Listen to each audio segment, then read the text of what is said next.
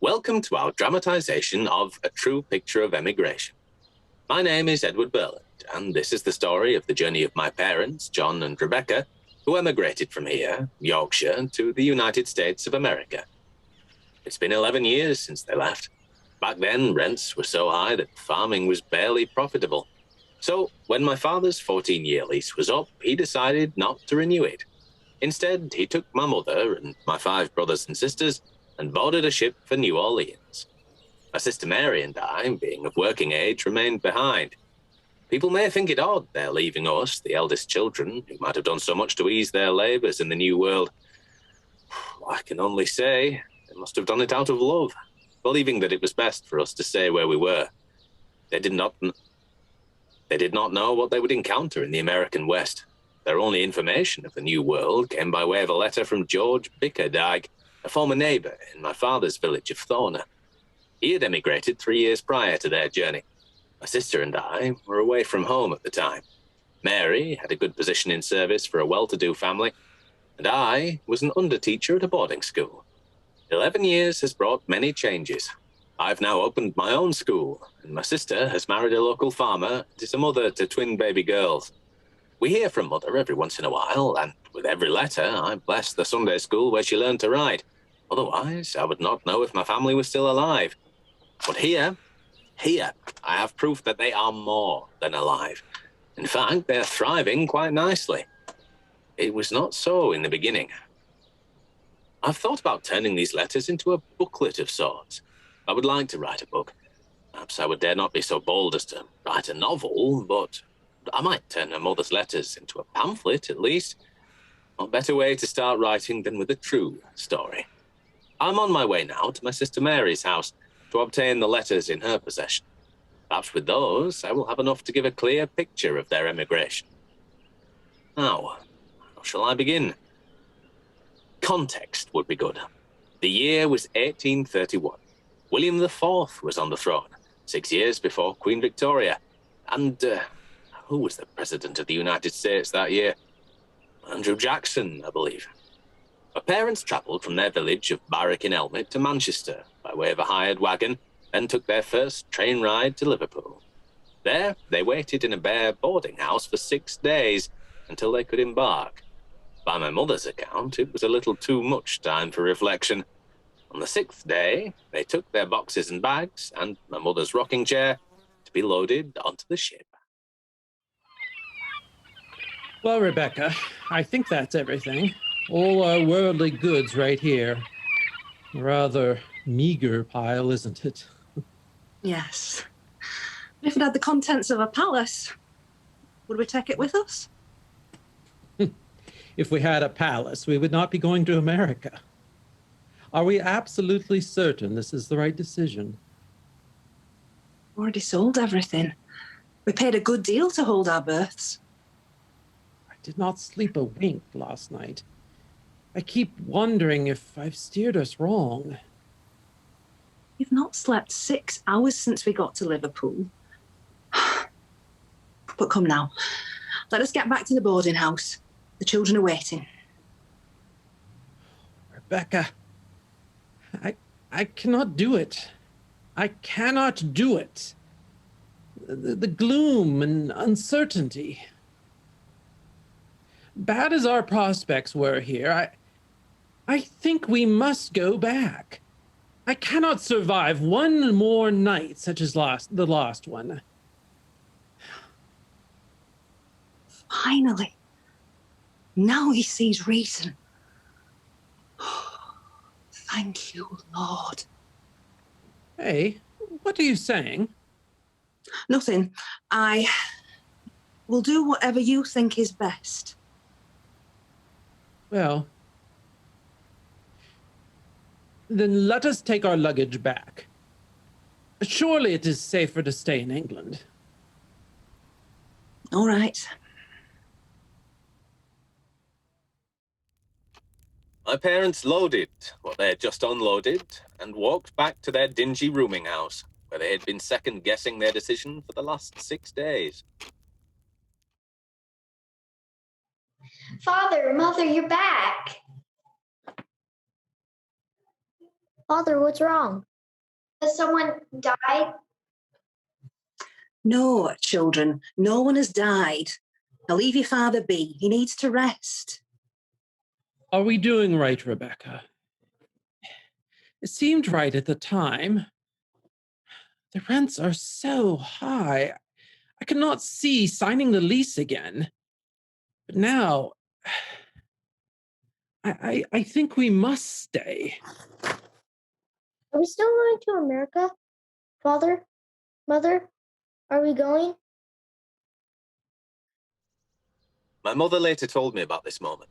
In her words, never before had I felt so much devolve on me. Perhaps never in my life did I so much feel it my duty to practice self-denial. My native land was as dear to me as ever, but knowing it was my duty to bear up the sinking spirits of my partner, I was left with only one course to adopt. I lifted my eyes to him who sitteth above the water floods. John, I admit our situation is a very trying one. But remember, how often and how long have you resolved to go to America? Hitherto, we have experienced nothing we did not anticipate. Should any calamity befall us, you have adopted emigration only from a conviction that it would tend to the good of our family. What if something befalls me on the stormy ocean or in a strange land? What will become of you and my children? The Almighty is able to preserve us in America as he is in England. Besides, we've already broken up our home and sold our furniture. We will be worse situated than before. Let us even go and look to Providence for success. You are with me then, Rebecca. This is the right course. Yes, John. Johnny, my boy, come with me Where are we going? to put our luggage back on the ship. We're going to America. Hip hip hurrah! Hip hip hurrah! Hurrah! My mother's words had all the effect of a military band upon a regiment. Within 2 hours, father had all their luggage on board again. They spent the rest of the day buying bacon, biscuits, cooking utensils, all the things they needed for the voyage. By the time the sun went down on 2nd of November in the year 1831, they were on the waters. After a few days of calm sea, a gale came from the northwest, and they found themselves in the middle of a storm. One moment the ship was hoisted into the air, the next plunging to the deep.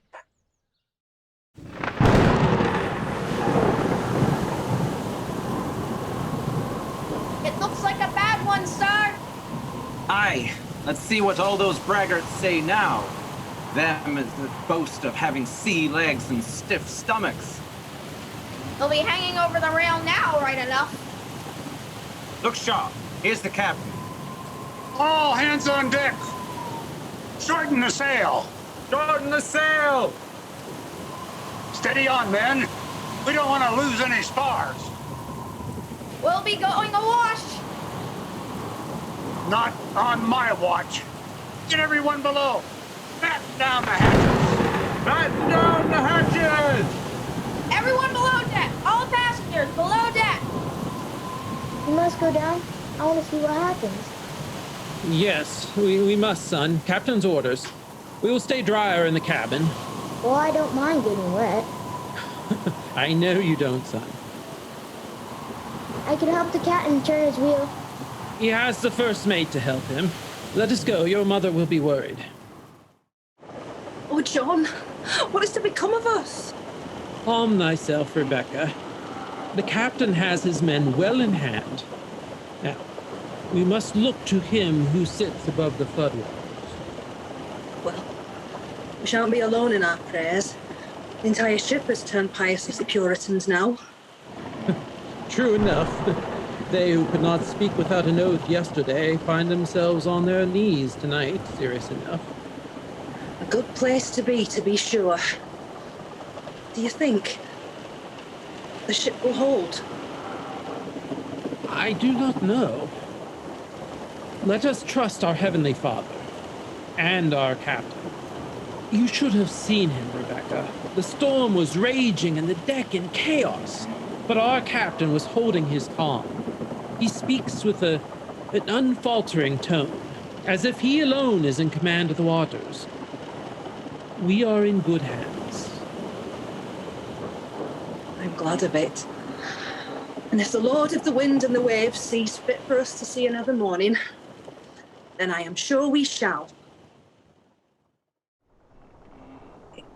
It sounds quiet. Has the storm abated? Wind doesn't sound as strong, but I think it's still raining. Can we go up deck? We must wait till we are bid. Captain? Have no fear. I just wanted to tell you, the danger is past. The danger is past. Yes, the danger is past. The danger's past. Oh, thank the Lord. The danger is past. Father, let's go up. All right, son. Lead the way. Mother, can we go too? Yes. Take the hands of your sisters and we'll all go up together. Oh, the danger is past. Apparently, the danger was past. My mother said she could not stop repeating that phrase. But in fact, their danger had been great. The sailors told them that even they had been worried for the safety of the ship. Ah, here we are. My sister's house. Let us see if the Elliots are at home. Edward! Sister, how do you do? Very, very well. You must have heard the news then. News? What news? Why, you don't know? We have a visitor. Who is it? You'd better come and see for yourself. Mother! My boy! My darling boy! I cannot believe it. I came over with John Bickerdike. He's been over to see his brother's land and has just now come back. How long can you stay? I will make a nice long visit. It will take the Bickerdikes a few weeks to get ready to sail. George Bickerdike died of the typhus, Edward. Did he? He was such a colourful character. I rather wish I could have met him. Mother's been telling me all about their farm, and John and Hannah all grown up. And baby William is 12. Come sit and take a cup of tea. Why, Mother, whatever is wrong? Nothing, my dears.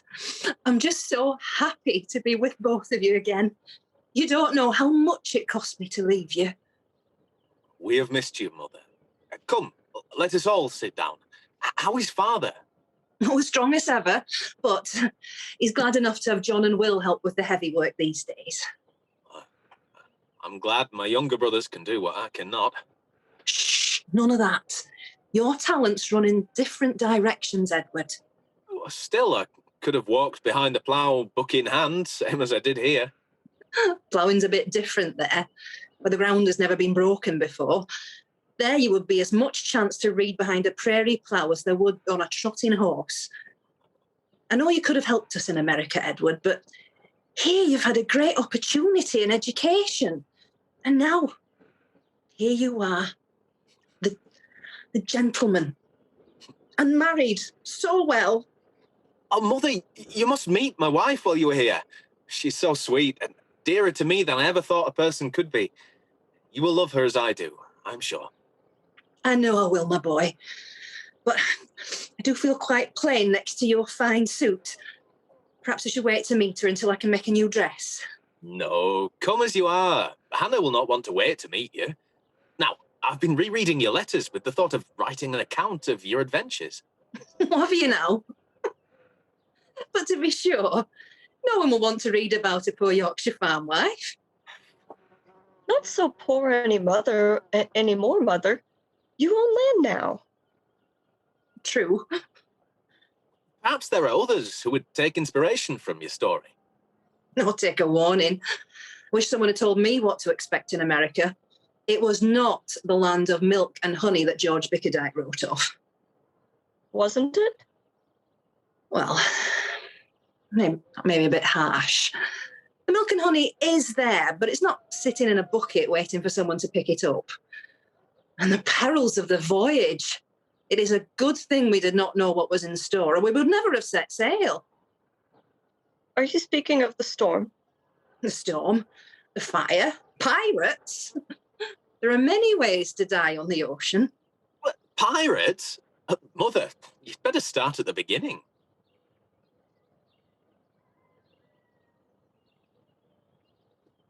Well, it has been 11 years, mind you. But I do remember some things as it were yesterday. First, there was the fire, which could have meant the death of everyone on board. We had a stowaway who was working his passage. Jack was his name, who accidentally spilled a pan of pitch into the fire. Of course, the wood ignited right off. I happened to be right at hand, so I raised the alarm. The sailors jumped to put the fire out. As luck would have it, I became entangled in the ropes, right in the middle of the smoke and the steam. They rescued me soon enough, however, and everyone thanked me for saving the ship.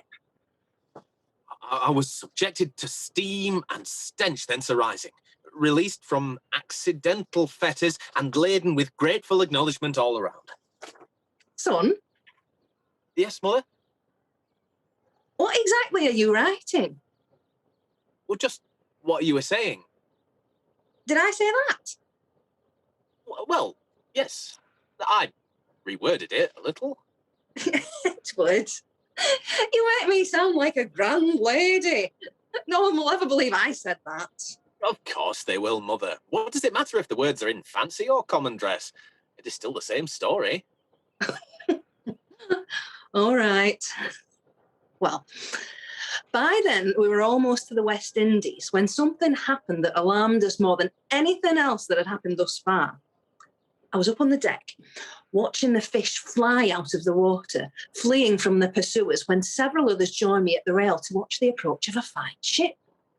After so many days of seeing sky and water, it made quite an impression.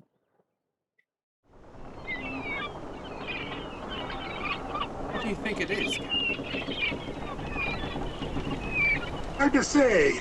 She's not flying a flag. Why does the captain keep looking through his glass? He's trying to make out where the vessel is from. To be sure, it must be bound for the West Indies. It looks British. But she's not flying our colors. American, then? Mr. Mate, let's prepare the guns. Look, they're loading the guns. Captain must think it's pirates. Mother, do you think it's a pirate ship? I do not know. There is no flag. She's in range, Captain. I see she is. Hold steady.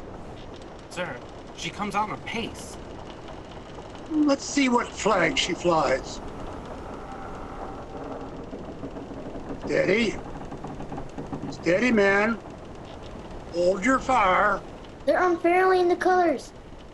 What is it? It's the Union Jack!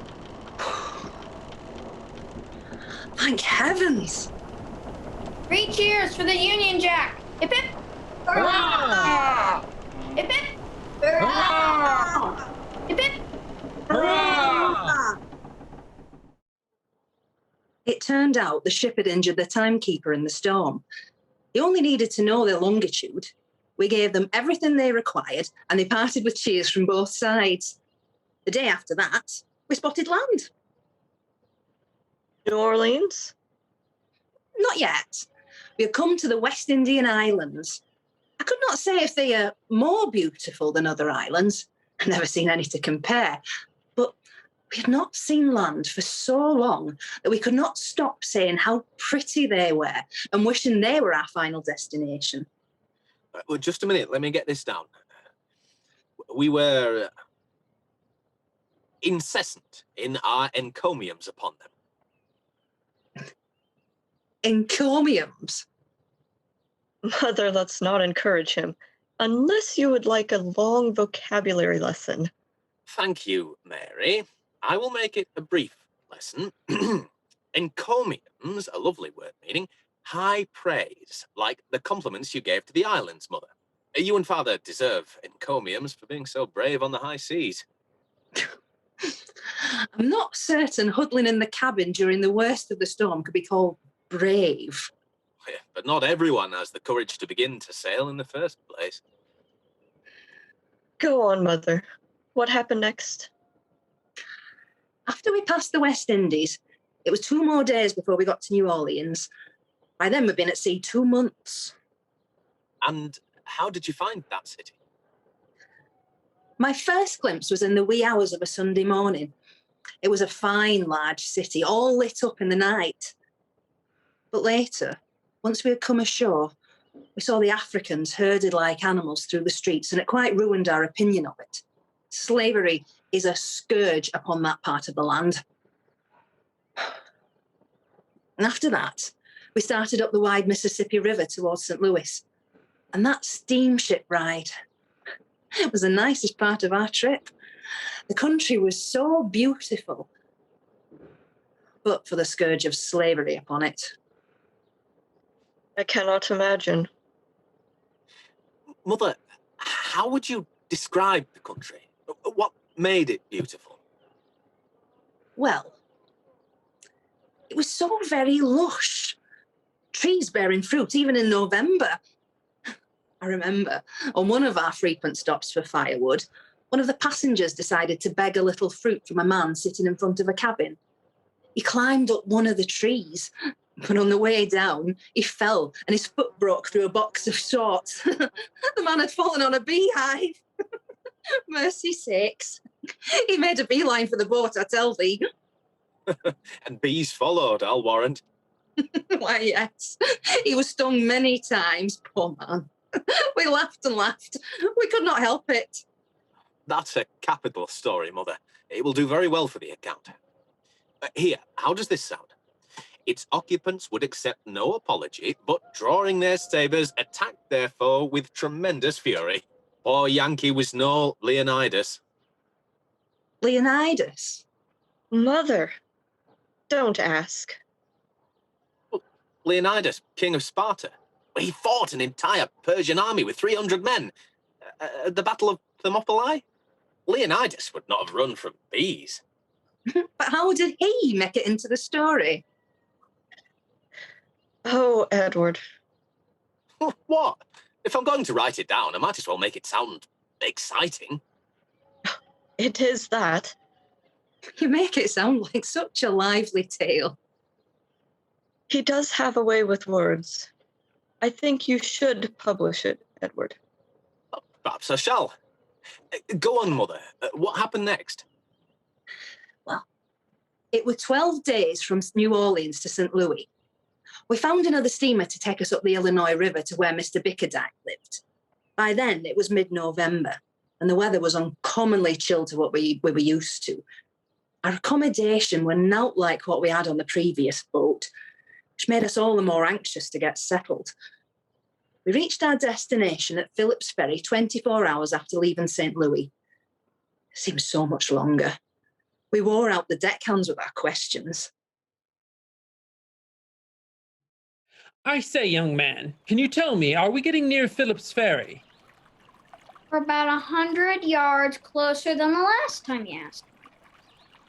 I'm sorry to trouble thee. It's just we've traveled 7,000 miles, and we've been on the water for 2.5 months.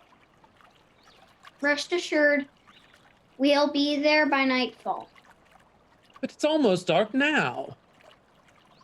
Don't worry, you'll be there before you know it. Seems like we're slowing down. Is there a hazard? No, Well, why aren't we going full steam ahead? because this is Phillips Ferry. What? Here? See the ferry? Yes, I see, but is there not some settlement? I never seen one. But there's no luggage yard, Not a house in sight? Does anyone live here? I suppose there's a man named Phillips somewhere around here. What a helpful young man. You can collect your things into the rowboat. I can give you a hand. Yeah. Thank you, young man. That is very helpful. Careful with that rocking chair. Looks like you've got everything. Young man, have you ever seen this man Phillips on his ferry? I see someone on the river pretty regular. I suppose it's him. Well, good luck. Is this America? Oh, Rebecca. What have I done? What have we done? Mother, why are you crying? Father? I want to go home. Children, this is no time for weeping. I will go and find this Phillips. Cannot be far away. But Father, it's already dark. Stay here. Protect your sisters, John. I will be back as soon as I can.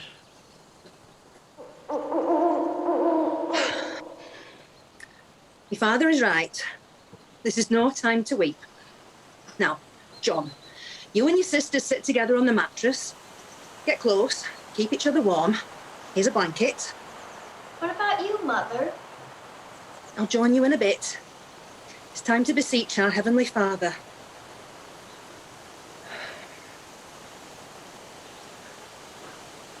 Father of mercies, here I am, and my little ones.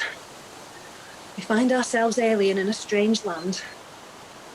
We commit ourselves to thy care. Be a lantern to our feet, a light to our path. Establish our goings in the name of thy Son. Amen. Amen. Mother, get under the covers with me. Look, children, there is the evening star. Mother, I'm cold. Pull the quilt up to thy chin, child. Is this how the shepherds were on Christmas night? We have it better than the shepherds. We have a mattress and quilts. I wish I had my slingshot. I'll scare those wolves away. I wish I did too, son. What's that? Is it wolves? It's a pack of dogs. Get behind me, Hannah. I won't let them hurt you. Toonie, Roy, hush. There's Father. Rebecca, here is Mr. Phillips. His cabin is just on the other side of those trees. Meet my wife, and here's John, Hannah, Charlotte, Sarah, and little baby William. Pleased to make your acquaintance. He says we may stay with him and his mother till we can find accommodations. Thank you, that is very kind. Oh, it's nothing. Ma will be glad to have you. We don't get too many lodgers. Of course, we don't have much extra food on hand. We still have a store of provisions from our journey. Good. You can leave the luggage here. I'll come back for it with the wagon. Oh, come, children. We were thankful that night for a fire. And being under a roof, even on a dirt floor, was much better than sleeping out of doors in November.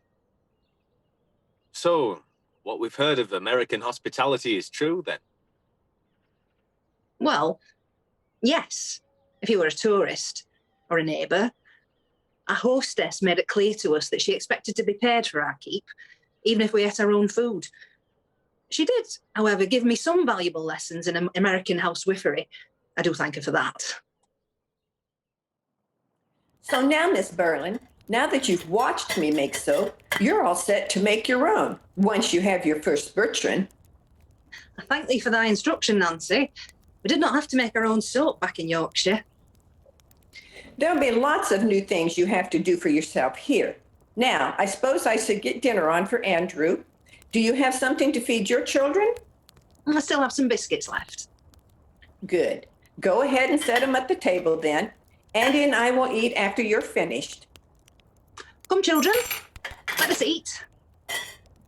Oh, I do have some water I boiled the cabbage in. I hate to see good broth go to waste. Do you want it? My children are not accustomed to eating such fare. Picky, are they? They won't be once those biscuits run out. Well, I guess I'll be giving it to the hogs then. They'll be glad for the treat. You not want it for yourself? I don't need the broth when I'm full of cabbage. Indeed. Do you smoke? No. You will. If you want, I'll set you up with some tobacco for when you get settled. It'll just be a few cents. No, thank you, Mrs. Phillips. I'll manage. Suit yourself. Are you still hungry? I've had sufficient, thank you. Well, I didn't know since you were still at the table.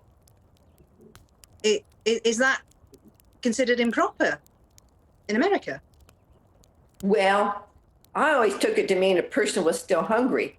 We clear out when we're done. Oh, I apologize. I didn't know. Come, children. Oh, it's all right. I guess folks coming straight from England have different notions of manners. You don't say. But I'm right glad you stopped in. Neighbors are scarce. It's nice to talk to somebody new. You do have some neighbours, do you not? Oh, of course. There's Mr. Varley, the storekeeper, and Mr. Paddock, but then he's a few miles off. Then there's Mr. Bickerdike. He comes around a fair bit. He's sweet on our Anne. No. I hope you settle close. It's nice to have another woman about. Where are you planning to take your ground? I have no idea. We came on the recommendation of George Bickerdike. I hope he can give us a good idea where to look once we find him. Oh, he lives just a few miles from here. Andrew was taking your husband over to his place this morning. And I think I just heard the wagon pull up. Well now, Andrew, did you find him at home? Yep. He said they can come over as soon as they're ready. We do not need to trespass on your hospitality any longer, Nancy. Oh, it's no trouble, sir. Well, you have been very hospitable and most polite. I'm not quite sure how you get the impression I should be called sir. These old eyes are clear yet. You are a man as plain as day. Yes, of course, but I'm not even remotely related to a knight or to gentry of any sort. Oh, we call everyone sir and madam here. That's what we call etiquette. Oh, I see. Sir? I'm sorry. There, that's mighty fine. You'll make a decent American yet, sir. Well, sir and madam, we thank thee for thy hospitality. We shall be off. Bickerdike loaned him the ox cart for the furniture. Well, that's right nice. John, Hannah, come help me with the boxes.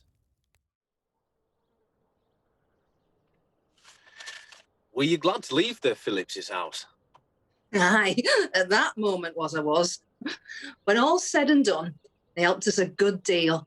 After all, we were total strangers. Mrs. Phillips even contrived to shed a tear as we took leave. Before or after you paid your bill? I do believe she was lonely for another woman's conversation. When we got to Bickerdike's cabin, I was the one shedding tears, remembering how warm we had it at the Phillips's. What was wrong with it? One look at the cabin of George Bickerdike, and I could see we'd gone from the palace to the privy. The cold didn't concern him. He'd not bothered to chink any of the gaps between the logs. Your father had to heat a flat iron for my feet that night. Otherwise, my toes would have been frozen. And Bickerdike's wife didn't mind the cabin being so cold. Oh, this was before he married Anne. He was very much a bachelor when we met him. And what's more, he lived like a hermit. You could not find a more raggedy-looking man, shaggy as a sheep he was. And his trousers were in such a state that he let more light in than they kept out. I could scarcely look at him without blushing. Do tell. Oh, you can't write that. I should not speak ill of the dead. Oh, but these particulars are what make it so interesting. You're really planning to publish this? Well, do you not think it would help some of the folks who are considering emigration? Well, I suppose it might. I wish I'd had more information before we took the journey. To hear George Bickerdike tell it, Illinois was the land of milk and honey. But once we saw his estate, I decided he must take his money from the Thorns. You do have a way with words, Mother. Oh, please don't put that in. Bickerdike was our friend, and his brother John has been very kind to me. Then how about this? We'll call George Mr. B. As for his trousers, I'll use the term haute de chasse. What's that? Well, it's French for trousers. If I use another language, people will understand that we are attempting to relate the immodesty of his dress as discreetly as possible. All right. Poor Mr. B. He couldn't help it. He emigrated before his sale was finalised in Yorkshire, so he hadn't any money for trousers. And we were in exactly the same predicament by the next year. I would not for the world have let anyone see the state of my dress and your father's. Oh, what did you call them again? Haute de chasse. Haute de chasse. I remember eating every word I'd ever said against the condition of Mr. B's trousers. But it was at least 2 years before we had nice enough attire to attend church. Well, that's another story. Now, where was I? Mr. B's cabin. Oh, yes. Mr. B's cabin was every bit as drafty as his... Haute de chasse. Yes, that. So we were in a fair hurry to be in our own snug place. Later that month, we met a squatter who offered to sell us his cabin. 400 sugar maples and 12 acres broken up. What?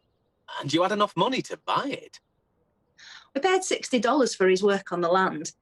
Anyone can claim a piece of land and improve it for 4 years without actually buying it. The deed for the 80 acres cost almost all the rest of the cash we had brought with us, $100. We didn't want to wait 4 years to own it when we had the money in hand, so your father went to Quincy to pay for it. We had cause to regret being so short on cash afterwards, but for the first time in our lives, we owned a farm. How many of my neighbours back in Barrett can say that? Not many. So, overall, you are happy that you went. You never exactly said in your letters. Happy? The day your father came back with the deed, we were happy. We felt rich all that day. Having paid for the land outright, we were almost out of money and food. The winter was just starting and, Illinois winters are nothing like the winters here. They are frozen, hard and snowy, not just for a few weeks, but for 3 months and longer. We did not have enough warm clothing and had very little food. The first winter we survived on bread, hasty pudding and coffee. Every meal. Sometimes we could get milk from Mr. Paddock. That usually came in clumps of ice, I tell you. Very much regretted leaving England that winter. We have very few neighbours, and coming from Barrick and Elmet, where we knew everyone, it was very lonely. But we soon found that it was better to be alone than to be visited by people as the likes of Mr. Brevitt. I don't remember you writing about Mr. Brevitt. I mention him only because he reminds me of how God's providence sparing us from his villainous conduct. Otherwise, I prefer not to say his name out loud. Well, now, I'm very curious to hear about this brevet fellow. It's a very short story. Seems funny now, but it could have ended very badly. Well, Mother, whether it be with gravity or levity, you must certainly tell it with the utmost brevity. My son, the poet.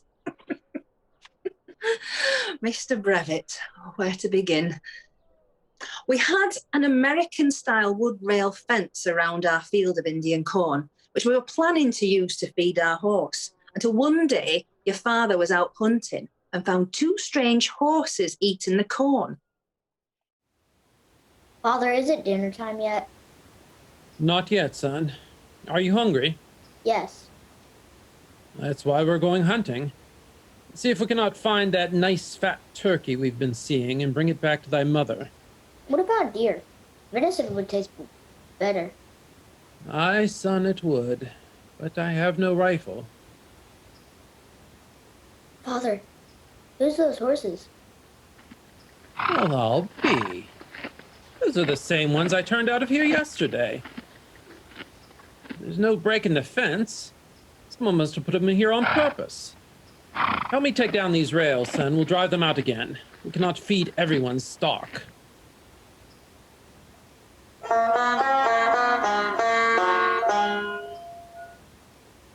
Hey there! What do you think you're doing?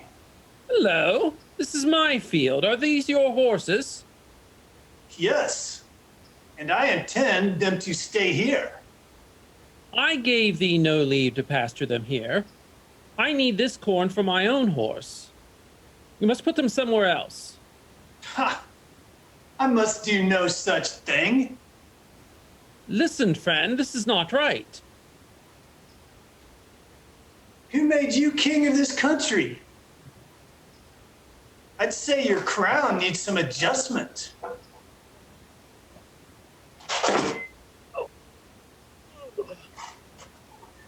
My horses can stay here. Do you need any further persuasion? Try that again when I am ready to receive thee. Don't mind if I do.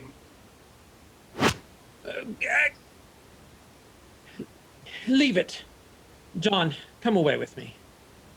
Yeah, I thought so. Go on home. Unless you want to taste my fist again, or worse. Why'd you not fight him, Father? I was ready to, but I have your mother and you children to think of. 'Tis better to avoid a fight if thou can. Sometimes it's the bravest thing to do. Father, there's the turkey. Quick, hand me the fowler. You got it. Aye, we did. Thy mother will be fair pleased. Can I tell her? Yes, son. Run along.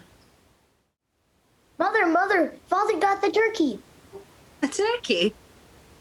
He's already dressing it. Just in time. But George Bickerdike's coming to dinner. Now we can have something much nicer than hasty pudding. Hannah, go fill this pot with water and put it to boil, if you please. Mother, here comes Mr. Bickerdike now. How do you do, George? Very well. And you, Mrs. Burland? I cannot complain. I just got a letter from Thorner. Did you now? It's from my brother John. Would they like to read it? Why, yes, if you don't mind. My husband's just out back if you want to visit. All right. Hello, Bickerdike. You're in for a mighty fine dinner. I shot a turkey this morning. A turkey? You don't say. I've been after it for weeks. We finally happened upon it this morning. And you got it with a fowling piece? Yes. Pretty hard to kill a turkey with a common fowler. I guess I was lucky. Say, do you know who it is that keeps turning his horses into my field? I heard there was some rapscallion hereabouts. Have you seen him? I met him this morning. I wouldn't call him a reasonable man. He didn't take kindly to me turning his horses out. That must be the man they call Brevet. I'd give him a wide berth. Why? They say he carries a large dirk on him. He's as much as said he would stab anyone who crosses him. I suppose I did right by leaving off this morning then. I surely wanted to teach him a lesson. Did he come at you? Only with his fists. I had sense enough to turn away before he did worse. Unusual for you, I think. To be sure. If ever there was a time to hold my temper, Lord knows I have one. It was this morning. Providence kept me from it. I'm glad you're here to tell the tale. Say, how is it that your wife will never look at me when I speak to her? I know I'm not handsome, but as far as I know, my face is not particularly offensive. The part you can see, anyway. It's on account of your drafty drawers. She's afraid of seeing more than she cares to. Oh, does she now? I always wondered why she was so shy of me. But these trousers are not the ones you have been wearing. Did thou finally get the money from thy sale? Aye, it came in over the week, and I went straight to Varley's and got some new trousers made up. But they don't seem to make any impression on your wife. She's too afraid to look. Don't tell her. We'll see how long it takes for her to notice. Well, Rebecca, what do you think of our bird? Very nice, my dear. It'll make such a nice change from bacon. I can smell it already. So can I. It smells peculiar. It does smell different than the turkeys back home. I thought maybe it was just because they fed it on Indian corn. It looks a bit different as well. Do you still have his head and feet? Right here.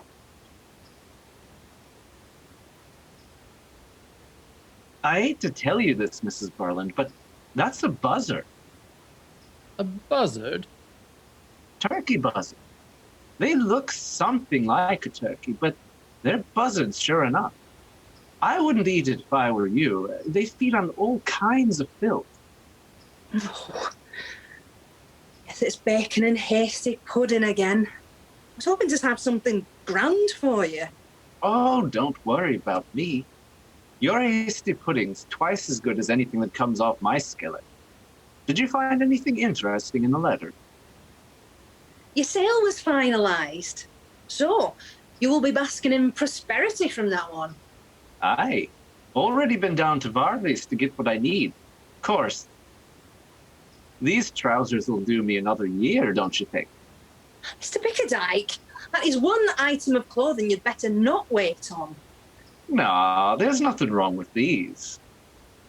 They must have at least a year or two left in them. George Bickerdike, have you looked at them? Aye. Have you? I'd rather not. Come now. Is Mrs. Varley that bad of a seamstress? If she is, maybe I should hire thee to do my sewing. Come, Rebecca. It is unkind to cut on Mr. Varley when you have not even looked at the trousers. Mrs. Varley made your trousers. Mr. Bickerdike, you have new trousers. What do you think I've been trying to tell you? You could have just said. And take all the fun out of it. To be sure, it was better before. Now that I can be in a company of women again, I'll have to shave every time I come near thee. I never had to worry about what I looked like while my trousers were in tatters. George, you're always welcome here, unshaven or clean. But I will say that I am very happy that you have the means to buy a new pair of trousers. Now, would you care for some hasty pudding? Yes, please. So, whatever happened to Mr. Brevet? After a brief stay, he left the neighbourhood, detested by all who knew him.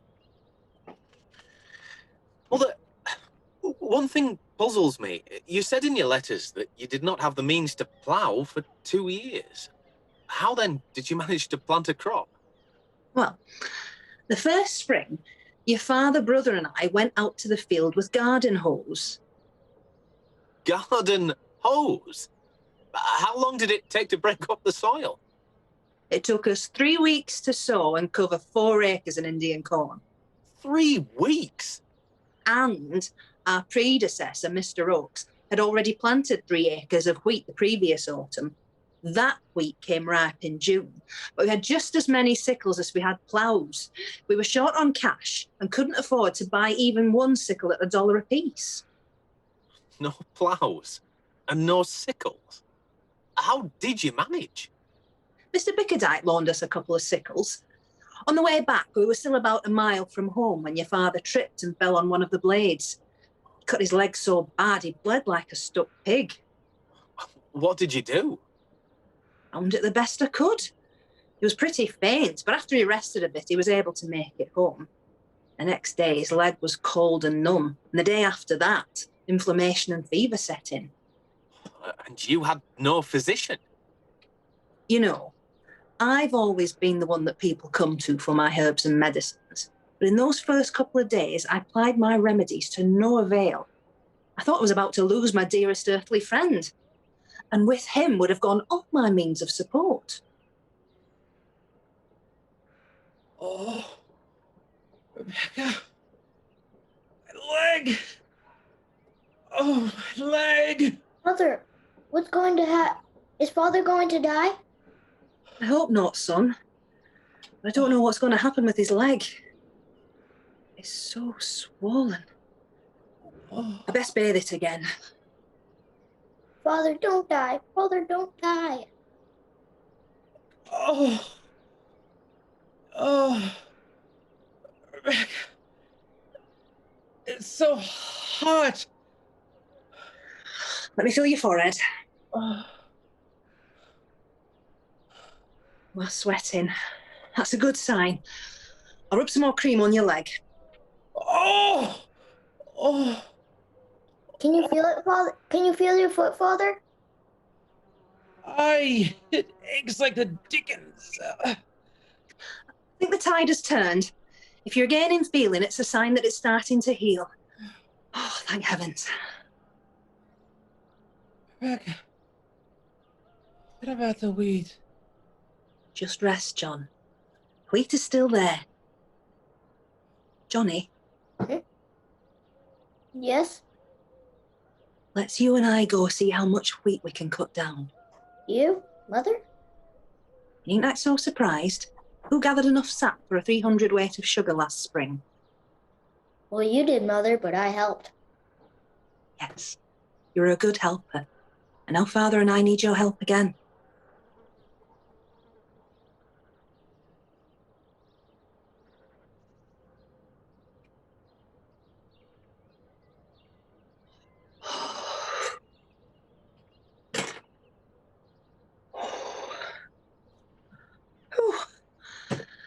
I don't think it could get any hotter.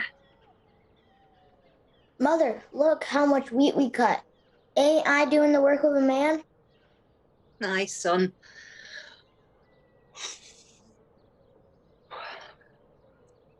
And I am doing the work of a woman and a man. Oh, what a time to bring a new life into the world. You're doing a fine job, son. Just need to catch my breath and sit a moment. Suppose the sheaf of wheat will do for a seat. Snake! Mother! Rattlesnake! Oh! Is it dead? I think so. Wait until I show Hannah. Don't you be bringing that back to the house, young man. You hear? If we were back in Barwick, I'd put it in Edward's bed. Good thing for him we're not. Mother, there's another one! Oh!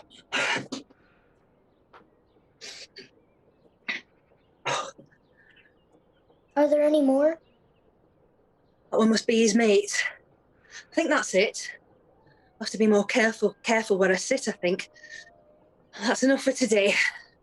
Let's go home, son. Mother didn't say anything about this one. You ought to see how high Hannah can jump. I can't say that I miss Johnny's pranks. Oh, he's usually a good boy. He does like his pranks, but I must say he was very brave and a very helpful boy. One time he ran a mile to Mr. Bickerdike's in a blizzard just to get us coal when we let our backlog burn out. We could have frozen to death were it not for him. By the way, Mother, have you told Edward about the story of the claim jumper yet? The one you wrote about in your letter? Claim jumpers? I don't remember that one. Must have been in my letter to Mary. It's been, what, 9 years ago now? That was a story I'd rather forget. Oh, sounds exciting. All right. For the sake of future emigrants, it's important they know what they're up against. What happened was Mr. Paddock, whose farm bordered ours, decided to move on somewhere else. He offered us his preemption right for $50. He had 15 acres broken up, which would be a considerable gain in the amount of seed we could plant. And he had a nice cabin. It was very good for its kind. We didn't have the cash to buy the acreage, but we had enough wheat and cattle to trade for the improvement right. So your father and I took him up on it. Not too long after that, a man by the name of Carr stopped over and asked your father all kinds of questions about the preemption. We got to suspicious that he might be thinking of taking the land for himself. How could he do that if you had paid Mr. Paddock? We had only the preemption certificate, but if Mr. Carr took up residence in the cabin, he might persuade the land office that he had the right to buy it instead of us. So we decided that one of us had better move into the new cabin, or else we might find Mr. Carr installed as our neighbour and sow in the ground that was legally ours to plant. Your father would have been glad to go to the new place, but he was needed to care for the animals at home. So we decided that I would move to the Paddock place, along with Sarah and little William. Weren't you scared living there all by yourself? Yes, I was. I was able to see your father and the other children during the day. It was only half a mile away, but the nights were long and dreary. After a week of hearing nothing from the Carrs, I was hoping that our worry had been for nothing. Sarah, darling, come sit on the bed with your corn dolly. Let's see if we can get her and baby William to take a nap. Shall we sing them to sleep? Oh, Lord, help us. That must be them. Wish there was some way to lock this door. Well, my dear, here's our house. How do you like it? Just fine. Fireplace looks good. There's plenty of room here. Good. Well, I'll bring in the furniture then. Oh, Mrs. Burland, we can do very well without you. Be a good neighbor now and go on home. I will do no such thing. This is my house. There's hardly room for all of us. I'll just stay in the other room until my husband gets here. Suit yourself, but it is our house. We have the title free and clear. Richard, here comes her husband. Hello, what are you doing here? Where's my wife? Mynheer John. He says he has the title. How could he? He would have to swear that the land was unimproved. I wouldn't put it past him to lie. Doesn't he know that they would give him a heavy fine? Until I go to Quincy, it's his word against mine. That's 50 miles.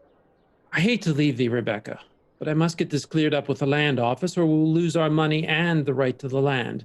I'll be as quick as I can, but it will be 3 days at least. What's all this whispering about? If you're going to treat this house like your own, I suppose I'll just go over and stay at your house. I'll bring you some food in the morning and then I'll be off. Will you be all right? The Almighty is always with us. Yes. I best be getting back. I may find Mr. Carr at our house. Be careful. The land is not worth losing a life. I will, but this fellow doesn't seem to be the violent type like Brevet. Just underhanded. But keep alert. I will. True to his word, Mr. Carr had gone over to our house in the meantime, where your father found him and immediately caused him to scamper back to the paddock place. Did the Cars stay in the house the whole time Father was gone? Yes, and a torturous 3 days it was. Mr. Carr's friends stopped in, and none of them would leave me in peace until our neighbours came to find out what was going on. They came to visit me on the 3rd day after your father left. Is that woman still here? What day is it? Wife! Sunday? Friday, Saturday, Sunday. Are we to keep her here all this week as well? You owe us rent, Mrs. Burland. Listen, Sarah, since it's the Sabbath, let us read from the word of the Lord. The Lord is with those who call upon him, to all who call on him in truth. Oh, this is rich. Now she's preaching. I won't stand for this. I'll be rid of her and her precious religion by tonight, mark my words. Didn't you get the message yet, Rebecca? Your husband sent you out of his house because he can't stand you anymore. He's ready to get rid of you as much as we are. Why don't you just go back to whatever shire you came from? Or are you as stupid as you look? Now, Dick, there's no call to be so cruel. Probably her fool husband. Who is it? Pardon me, I'm Mrs. Burns. Nancy Phillips, I've come to see Mrs. Burland. She doesn't live here. Good day. Okay, let's check around back. Maybe we can talk to her through some aperture. Richard, looks like we're going to have more company. But they're going around the back. Is she there? Yes, she's in the back room here. We're talking through a gap in her logs. Mr. Carr won't let us see her. We'll see about that. Who is it now? There's quite a group out there. They won't get in if I can help it. Help me move that table against the door.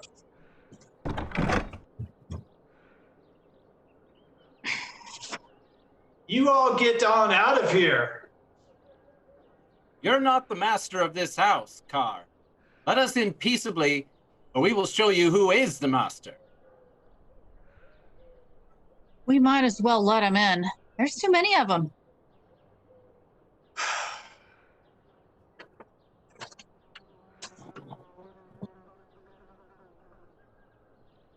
Neighbours, come in. We heard you were in a spot of trouble, Mrs. Burland. Thank you for coming. Is that your Bible? Yes. Well, then, let's have a meeting. It is the Sabbath, after all. Yes, read something, Rebecca. All right. Psalm 34. The angel of the Lord encampeth round about them that fear him, and delivereth them. I've had enough of this. I'll be back later. You're leaving me with the evangelicals. Stay or come, your choice. Well, someone should stay.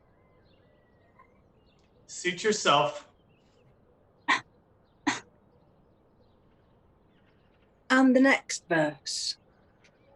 O taste and see that the Lord is good.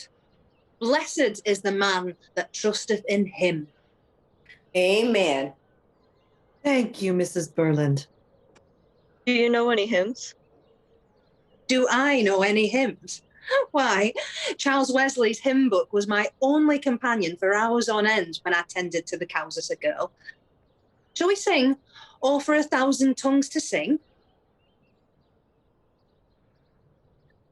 And so, when your father came back from Quincy that evening, he found a house full of our friends singing in the presence of our enemies. When Mr. Carr came back, he made to know in no uncertain terms that his conduct was not only wicked, but imprudent. But your father had the documents to prove our right to buy the land. What did Mr. Carr do? He immediately lost all his bluster. After a couple of days, that coward sent his wife to bargain with us. They faced a stiff fine if they did not settle, so he offered to buy our improvement right or sell his deed. Did you buy it? He did not have the money for the property, so we sold him our improvement right and came out $30 ahead. Well, at least it ended well. But Mother, if you had known you would meet with such lawless people, would you have still gone into the wilds of Illinois? Probably not. During trials such as these, it was easy to doubt the wisdom of our decision. The life we'd made in America, our present prosperity, it had been in spite of many hardships. One of my countrymen was to ask my opinion on emigration. I would paint a true picture. In the American West, the milk is indeed there, the honey is there, but it must be extracted with a great deal of toil. I would tell how backbreaking it was to clear the unbroken ground, how we made our own soap and our own furniture, and without the tools or skills to do so, how we endured the heat and the rattlesnakes and the wheat harvest. How lonely it was to stay home Sunday after Sunday till we could afford decent clothing. Once we were properly dressed, walked many miles to worship with the sacred throng. Once my countryman has all of that information, and only then, may he judge for himself whether or not emigration is a wise decision. It sounds like you rather regret going to America. Not now. We're in a good place now, my dears. I suppose after all is said and done, I am glad we went, but for missing you. And now that I am back home with you, my dears, let me entreat you to come back with me. We are well established. We can help you get started, which is much more than we could have done 11 years ago. I have been lonely for thee, my dears. It has now been a few years since Mother's visit. My sister Mary and her husband Luke Elliott and their baby daughters sailed with my mother and the John Bickerdikes when they returned to the United States 3 months later. I chose not to go. After considering the offer, I judged it better to stay. I believe my calling is here as a teacher. I came from a line of blacksmiths, but I was not born with the same strong constitution as my father and his father before him. Perhaps I was created to mold a different kind of metal, the precious, malleable metal of the human mind.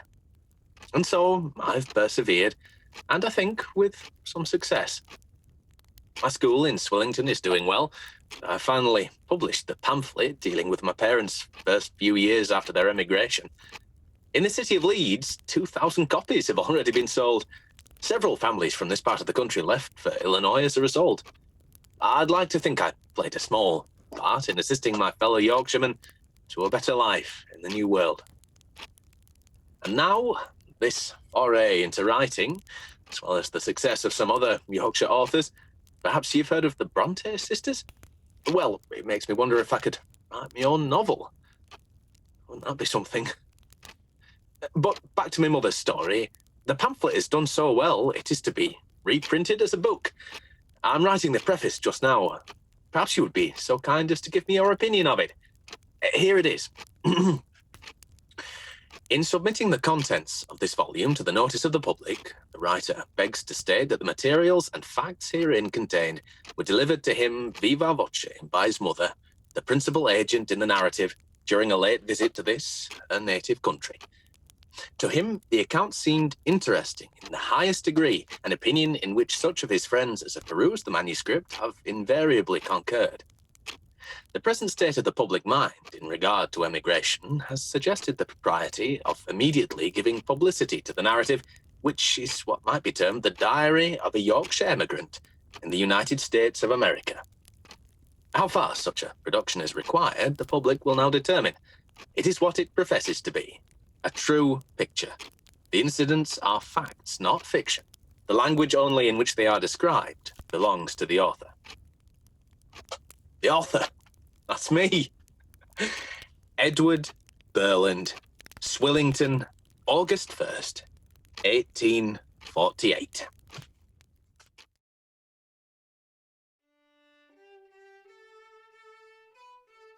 Thank you for joining us for scenes from Rebecca and Edward Burland's book, A True Picture of Emigration. The book itself can still be purchased online.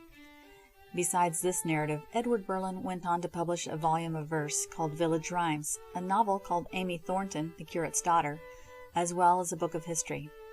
I hope you've enjoyed this true story depicting true events. I am Carol Lisa O'Brien, a fourth great-granddaughter of John and Rebecca Burland, and I grew up a few miles from where they landed at Phillipsbury near Griggsville, Illinois. Every year, the Burland descendants gather with other area families to remember their heritage at the homecoming of Bethel Methodist Church, located between Griggsville and Detroit. This is where John and Rebecca and most of their children are buried, as well as other families from Yorkshire, the Bickerdikes, Nettletons, and Stoners, to name a few. My grandmother, Muriel Curry, kept the story of John and Rebecca Burland alive for me, and with this play, I hope to keep their story alive for the next generation of their descendants. Thank you for watching.